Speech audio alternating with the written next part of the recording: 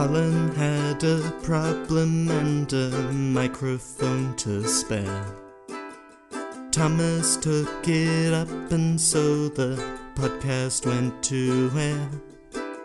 For weeks and months they trolled through every single DVD. They've unwrapped all the ones they can and now they're cellulose free. Now they're cellulose free. Hello dear listener, and welcome to the penultimate episode of Season 1 of Cellulose Free. My name is Colin, and with me as always is my fellow film watcher, compadre and son, Thomas. Hi, hello. What have you been up to? It's a little bit like EastEnders, isn't it? You just keep going until you have to stop, and then you call that the end of the series. That's right, yes. Christmas happened. It did, didn't it? Jingles were belled. I didn't finish Advent of Code. Oh. I still have some days to go back to when I'm good and ready and feeling like tackling pathfinding, which I usually am not. Right. I also did not finish the most recent blog post for Come Back in 3 weeks, which I will also get to at some point in the next week and a half before the next meeting happens. Right. What else haven't I done? No, I said, what have you been up to? What have you been up to? Not what you haven't been up to. I haven't finished the book I got for Christmas, though I do very much intend to. Have you started it? I have read the preface. Right. Right. Good. And all the notes surrounding the preface. And have you snuck a peek in at various spots in the book just to... I haven't. Oh, you're brave. Well done. Good. There's a lot of things that I could have got to over the past 3 weeks and that I haven't got to. Well, if it's any consolation, I am in the same boat. Mm-hmm. Yep. I think this was the actual part of the penultimate podcast episode that I was fearing the most. Uh-huh. Was that even though we have had more weeks of things that could potentially have happened since the last episode, do you think I can remember anything? No. No. And I could probably remember some things if I tried. Yeah, I mean, I know that there were some films I watched, but... Yeah. Yeah. I definitely consumed some media over the past few weeks, but finding it difficult to talk about them, to be honest. Yeah. This bodes well for the episode. Yeah. Okay. So there's nothing else that springs to mind? No. All right. Look, let's get plunged into it then. We have a film to watch. We do. What are we watching today? We are watching Princess Mononoke. Am I okay with Mononoke? I don't know. Are you okay with Mononoke? I am quite looking forward to it. Mm-hmm. Yes, but I must concentrate on pronunciation, or how it's said. What is Princess Mononoke about?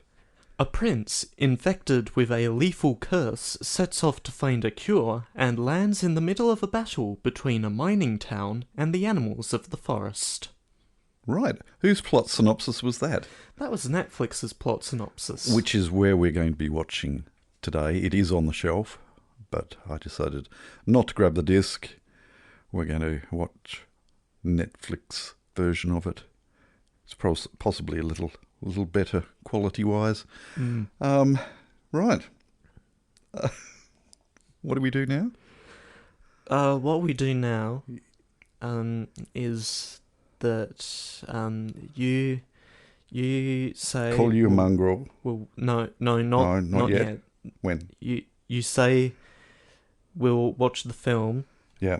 And catch our dear viewers right. on the flip side. Right. Then I say turn to side B because I haven't thought of anything funnier to say.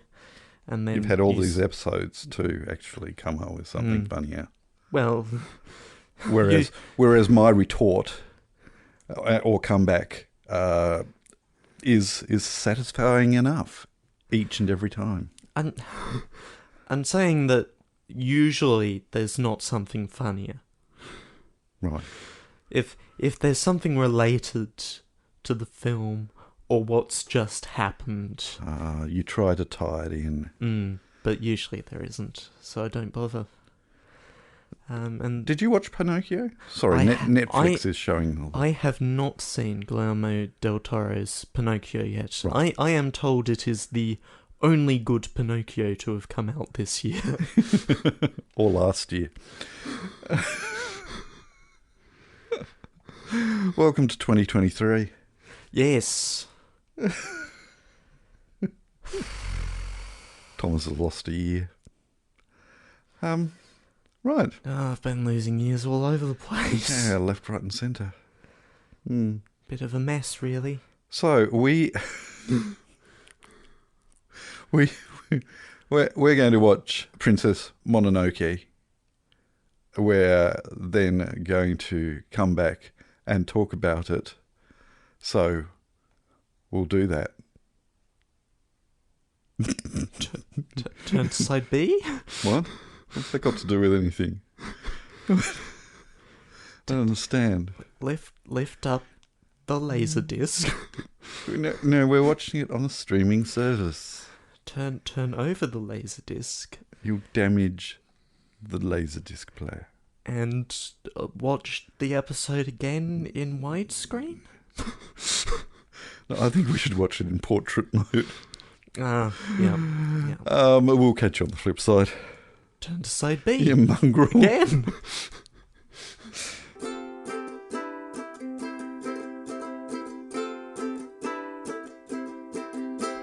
So what did you think?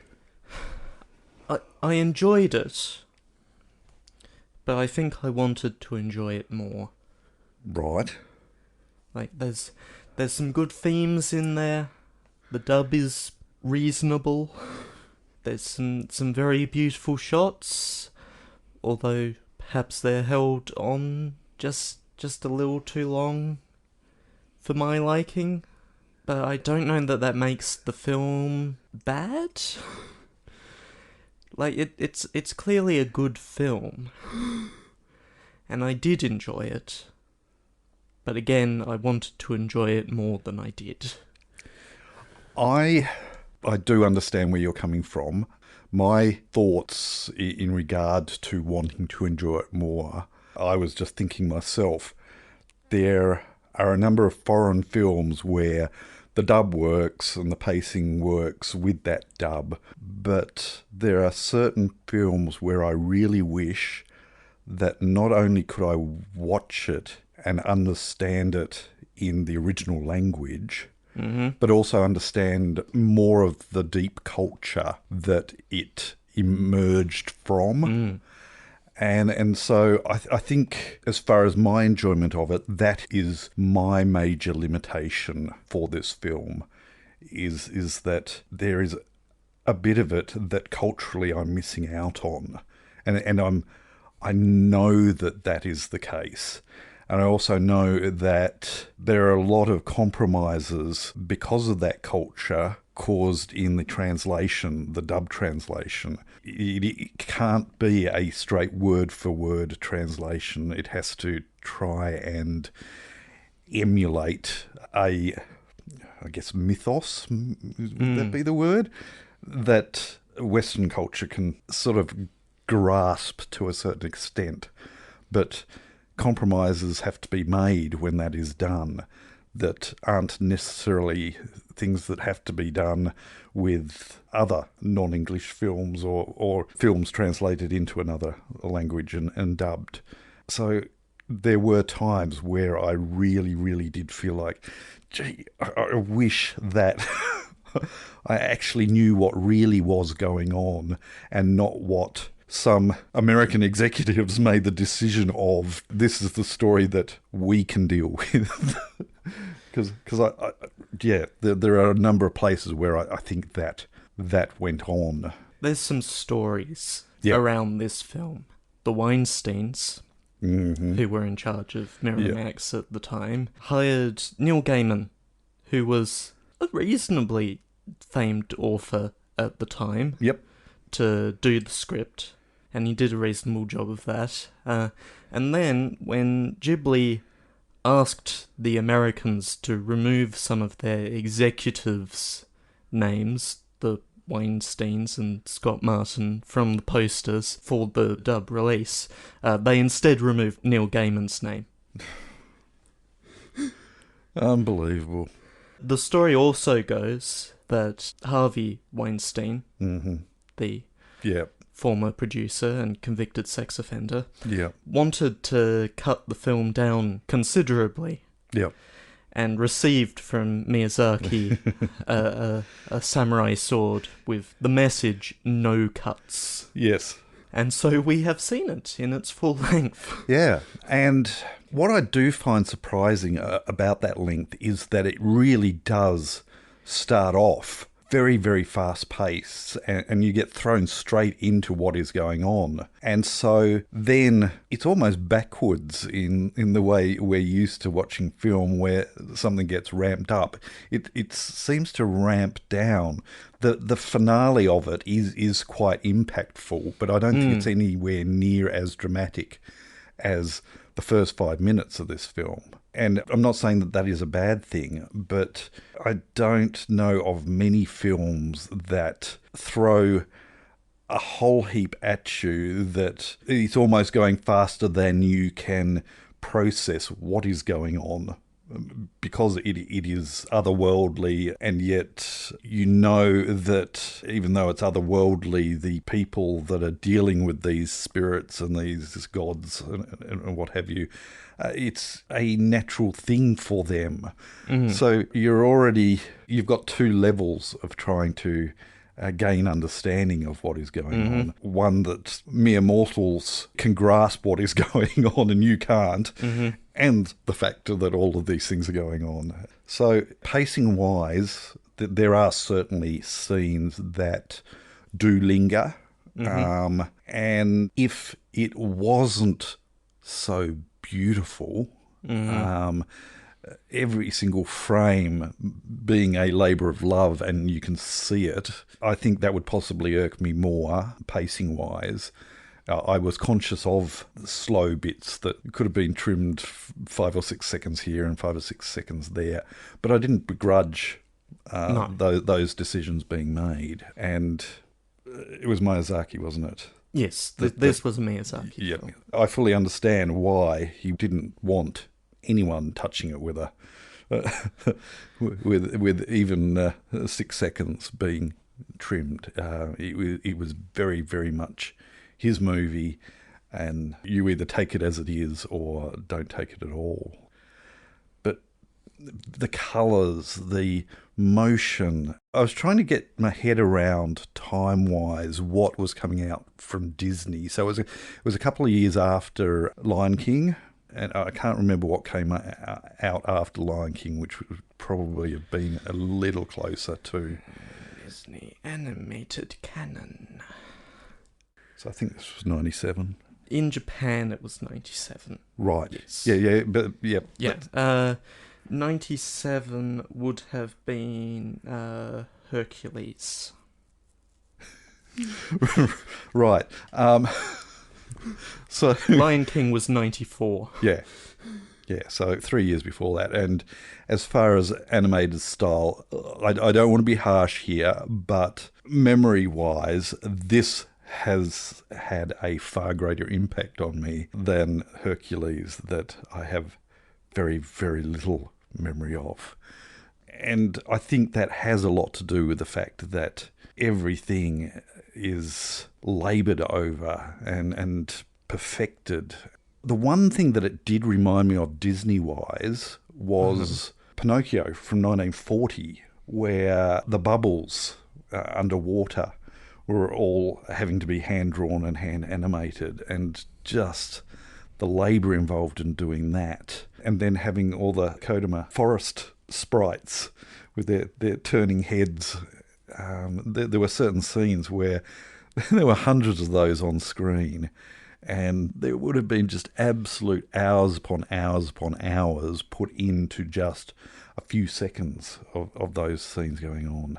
And the oozing, whatever it is that's oozing out of these possessed animal bodies when they're... So many individual wormy, worms. yeah. It is completely mind-boggling how much work has gone into that. Speaking of the worms, again, it brings back that guilt that I had of showing this to an 8-year-old. It is gruesome and quite horrific in places. It is not a kid's film. The other thing that I found interesting, and I wish I hadn't got you to check, because Hercules is probably not a good comparison. But flipping back to The Lion King, there are scenes in The Lion King where, yes, you feel like you're on the savannah, but they're fleeting. The scenery, apart from some major set pieces, aren't a character in the film as such. Mm-hmm. But in this, I've written here wind, rain, water, blood, earth. You could feel all of those things, and you could almost smell them. The scenes inside the forest where you've got layer upon layer of trees that have depth to them, and things off in the distance that give you a sense of scale. And I felt fully immersed in the locations that were portrayed in this. Even the Iron Town, you could... Sorry, I say you. I could I could almost smell the smoke and feel the heat and the gunginess and the sweat even of that place, because although it was visually and auditorily displayed, audibly, it was done so well that I could just almost smell and taste the place. And I don't know of many animated films where that has been pulled off so successfully. I love this film. I really, really do. But it is a long slog in places, and I found some of the voice talent a little, I don't know, it must be really, really difficult to fit dialogue into lip movements. And even though they're animated lip movements, that to cram a translation to fit into those lip movements must be very, very difficult. And my understanding is that the actors are shown the silent motion of the lips moving to get that dialogue into that space as well as possible. And it can be a long and grueling process, and then they've got to grab the best take from that. But there are certain very well-known actors who voiced some of the parts in this that I think are better at sticking to live action than trying to portray I don't know. I have certainly seen really good dubs of films and really poor dubs of films, and I think this falls into the middle. Bringing things back round to themes. Yes. A lot of this film is about people seeing things as black and white when it's not that simple. Yep. We have Sun, the princess, who insists on being a wolf and that all humans are terrible, while Ashitaka? Yeah. Yes, Ashitaka is desperately trying to prove that's not the case. Yep. We have humans seeing the animals attacking Iron Town as just a force of evil when it's not that simple. Yep. We have Iboshi elevating lepers and former sex workers while still sort of pushing them off to the side. Yep. Yes, elevating them, but also I think the ulterior motive is that they make good labour for, The understanding of you treat your labour well and they will respect you and work well for you are certainly good traits, but I think the ulterior motive is well and truly there in that she wants them for the work. So. And the usual message of messing up the environment. Bad, don't do it. It is certainly slopped on fairly hard, the environmental message there. Yes. Do you have anything else you wish to? No, I think that's about it from me. My understanding is that it is available on Netflix pretty much worldwide, and I do recommend it's worth a watch, even though it is 2 hours and 17 minutes or so long. It's just a few lingering shots that I would have liked to be a bit shorter. The rest of the pacing seems fine to me. Yep. Cool. All right then. We shall move on then. The following segment needs a little more time in the oven. It's done now. We shall move on by selecting the right page. Okay. We start with Helen. Hi, Helen. Movember? Movember. Or Movember. One of those is spelt with a W. Right. Glad that the mower is fixed. Mow. Because that's where we were at 3 weeks ago. I salute you. Complaint. This episode was not long enough for my walk. Dear. Nevertheless, regarding the Drapeau Blanc, I also salute you. Your discussion of people seeing old things for the first time reminds me of those occasions when you hear the original of a song that you have only known from a cover version. This is sometimes very disconcerting and disappointing. Yeah. Yep. Yeah, there's that, and also listening to certain cover versions often enough that they supplant the original that you heard first. Yes. Yeah, it's a funny old thing. Oh, and before I forget, BTR WCH. Success likelihood, about 8%. Oh, that's months ago. No, there we go. No, that was not it. And I can't remember because it was 3 weeks ago. Oh, sorry, I thought it was months. Ago. It feels like months ago. Yes, it was not what Helen just said. No. And I can't remember whether we had any other guesses for... We did. Apparently I enjoy this, says Dunkyl. I don't know what she's referring to. Did we self-deprecate at some point? Oh dear. That sounds like us. Oh, this is what happens when you have a break. Yeah. You lose contact with more reality. More than usual. She suggests... Yes? Better. Sounds good. Which is also wrong. But it is wrong. Okay. And I can't remember what Into Osferatu sent in. Well, it was months ago. It was only last month, thank you. Scrolling. Keep that finger scrolling. No guess from Into Osferatu. So we can say that the answer was... WCHOUT. Watch out. He does, however, say... Right. Nothing wrong with... hang on. Hi, Into Osferatu. Nothing wrong with saying this is enough and deciding you don't need to see the rest. I don't think I've ever walked out of the theatre, but I've definitely stopped a DVD. Most notably watching Alien vs Predator 2 right after having our first kid. The very first scene is just a hot bowl of nope for newish parents. Oh, no. I am happy to inform Colin that there were indeed tumbleweed, though honestly there was much more threat of getting wheat chaff blown into your open window or being stuck in a traffic jam behind a lentil seeding tractor. In the spring it was pretty glorious though. Hadn't known tumbleweed were an invasive species until recently. Thanks CGP Grey.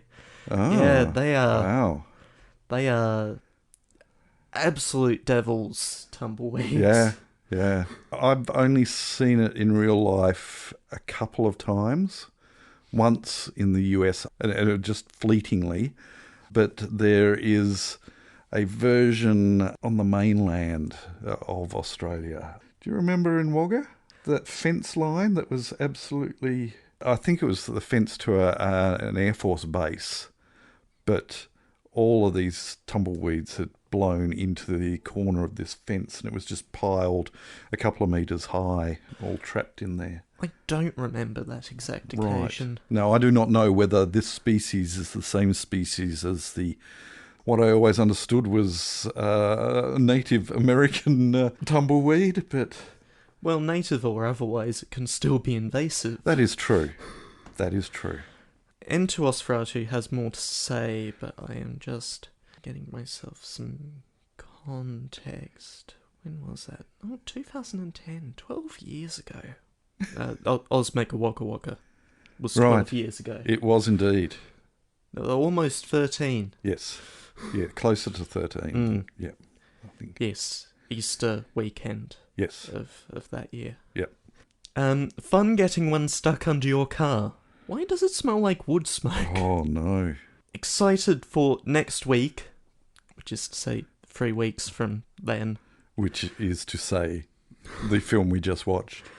And thanks for the Cellulose-free / Sesame Street crossover lesson on vowels. A, I, U, E, O. Oh, good. That is it. That is it. Wow. Dear listener, this is your last opportunity to send in anything at all before we wind down the regular episodes. Even if it is 2 old men sitting up in the gods or the wings, no? Where is it on the side of the stage? Gods are way up the back, aren't they, in a theatre? 2 old men sending insults and... Hecklers? Yes.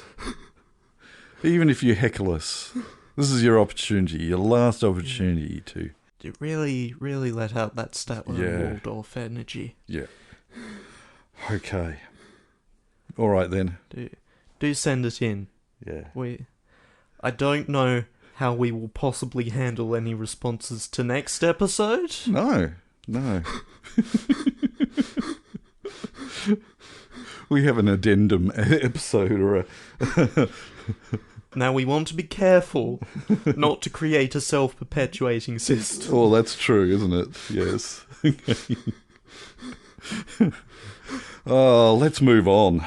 Pick a film for next week so we can go to bed. And you have the honour, the opportunity to select our final film. I do. And assuming it has not changed out, I think I know what it is. I did briefly toy with the idea, especially after our last episode, because the film that Thomas believes is what our last film is going to be is a film that, again, neither of us have watched. Right. Now, the last episode was also that scenario. And it didn't go well, did it? It didn't. And secondly, my understanding is that this final film that I've had on my list as being the final film that we would review in this podcast is possibly a coming-of-age film. Right. Which I'd sort of trimmed off my list of... And it only dawned on me today, seeing as I haven't seen it, I did a little more looking into, do we go for this or don't we? Historically, not gone well with me. No. However... Not always. No. Occasionally it works. Yes. Okay. So, have I, or have I not, stuck with what has been on my list and being the final film obvious to Thomas for the last 2 weeks, 3 weeks, 4 weeks, 5 weeks, months? Yes! Have I changed my mind? Well, no, I haven't. So we are, in fact, watching The Devil's Backbone. What? What kind of film is that? What? I don't know. You tell me. No. No. We're watching El Espinazo del Diablo. Which translates to... Oh. Yeah. If Espinazo is backbone. Let's see. Espinazo. Yes. Espinazo. While Thomas is searching for that, we're talking about a film by Guillermo del Toro, famous for directing Pan's Labyrinth and Hellboy and Pacific Rim. I didn't realise I had not made the connection with Pacific Rim and Pinocchio, which we were talking to. He's done a bunch of stuff. He really has. It's a masculine noun. Right. For spine or backbone. Right. There we go. Well, it would be masculine being the devil's backbone, wouldn't it? Anyway. Spanish and these other languages that have gendered nouns. I know. You're not going to have a counterpart. Anyway, so what are we in for? I don't know. I haven't seen it. Have you seen it? No. I've not seen it. No. Okay, so Spanish filmmaker Guillermo del Toro is considered a master storyteller able to balance horror and drama in equal measure with a keen sense of style. Arguably his most personal film, The Devil's Backbone is a stunning childhood journey into the heart of darkness.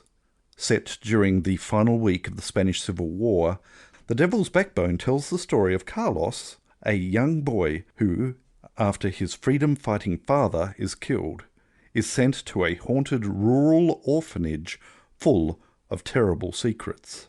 A haunting combination of gothic ghost story, murder mystery, and historical melodrama, The Devil's Backbone is a spine-tingling tale revealing that the scariest monsters are often human ones. See Princess Mononoke. Exactly. So interesting that our penultimate film and our ultimate film are both foreign language films. This, however, is not dubbed. We are going to have to read, and I didn't think this through. I'm going to have to try and read, so I may have to position myself a little closer to the screen. Subtitles. Or I'll get you to translate as we go through. It's not getting better, is it? No. No, it's not. It's not getting better. It took me 2 visits to the optometrist this time round to attempt to get a serviceable prescription. Right. Yeah, because all the tools in her toolbox were failing her. So she had to do some more research and come up with some other techniques to narrow down what might work prescription-wise. So it's a losing battle, basically. It sounds like it. Yeah. So, yes, anyway. Thank goodness we only work in audio. That's right. Grow a backbone. Speaking of backbones, next week we are watching The Devil's Backbone. We hope that you can join us when we do so. But until then, We'll catch you next time. Bye. You have been listening to Cellulose Free. Your hosts were Colin, who produces and edits the show, and Thomas, who makes the artwork and music. Cellulose Free is recorded in the Deranged Cat Studios in scenic Tasmania, Australia. We keep track of our extensive physical media collection through My Movies, which we highly recommend. You can find links to that, as well as other places you can find us, in the show notes. Cellulose Free is a Hi Hello production.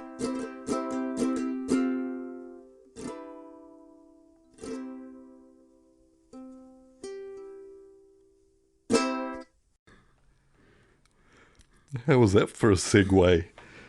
Ooh, just silky smooth. Oh, it was. I'm going to hit stop. If I can see the stop button. The Devil's Backbone tells the tale of Carlos, a young boy who, after his freedom-fighting father is killed... That was hard to say. Is that a deranged cat? That was a deranged cat. I reckon the wallaby's back in the... Okay, sorry. Set during the final week of the Spanish Civil War,